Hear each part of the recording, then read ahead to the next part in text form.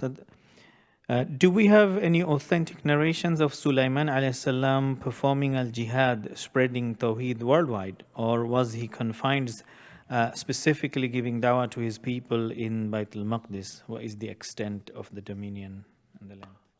You have to know that the prophets, all of them, they were not asked to make jihad against outsiders.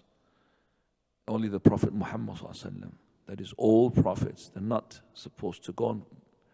They're being sent to their own people. Each prophet sent to his own people. He's not being given the jihad of naql al-dawah, to take the dawah, the Islam to the other place. They're not being asked for that. And that is why the war booty was not allowed for them.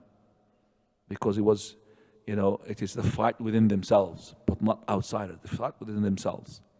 So the war booty was to be left, and Allah will send the fire from the heavens and will burn it. And the war booty was being lawful to us, the Muslims. أُحِلَّتْ لِيَ الْغَنَائِمْ, as the Prophet ﷺ said. Ghanaim, war booty was made to be lawful to us. Now, we don't have a story that Prophet Sulayman had fought and waged war against those who are disbelievers. Now,